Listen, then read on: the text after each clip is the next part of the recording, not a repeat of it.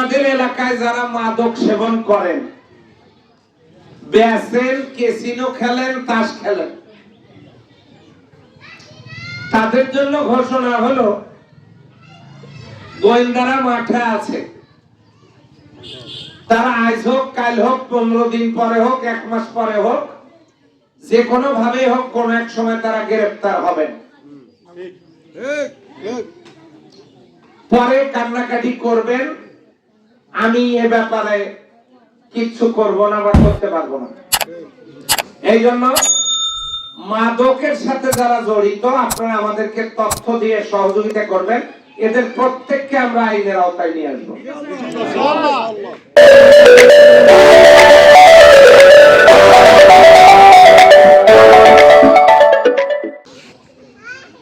সবাই মিলেমিশে সুন্দর করে এই পীরগঞ্জটাকে গড়া যায় কিনা।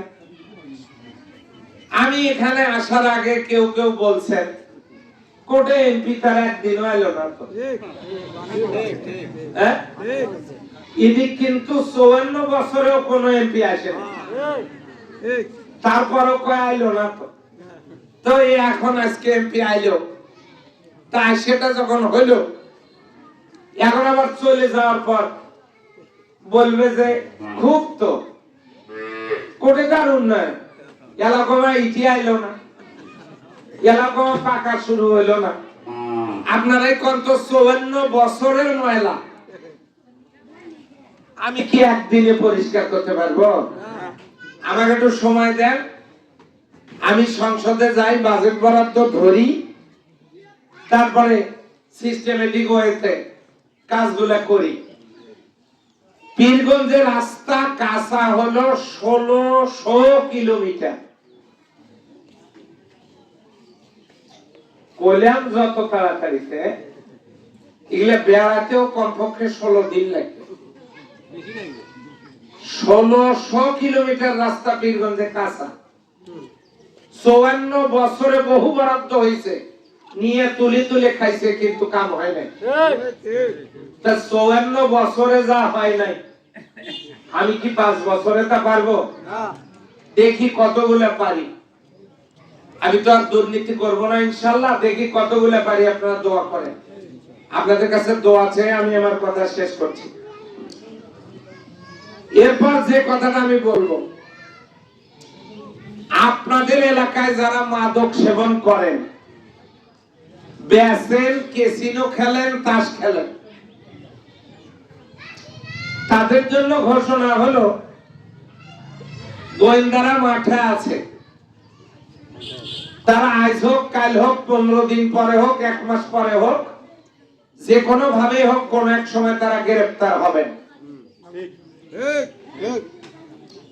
পরে কান্নাকাটি করবেন, আমি এ ব্যাপারে কিচ্ছু করব না বা করতে পারবো না।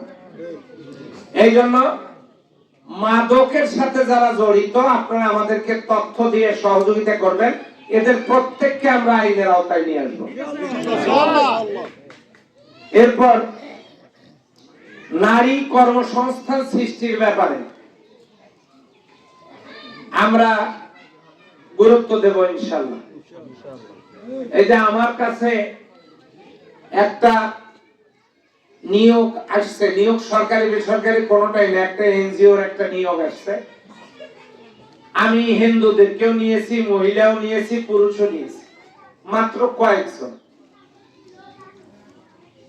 তো অনেক কর্মসংস্থান সৃষ্টির চিন্তা আছে। আমরা কয়লা খনি উত্তোলন যদি করাতে পারি, অনেক কাজ হবে ইনশাআল্লাহ। আপনারা দোয়া করেন আমার জন্য। বেকার যুবক যুবতীদের জন্য আমরা চেষ্টা করব। খেলার জন্য একটা মাঠ দরকার, চেষ্টা আছে।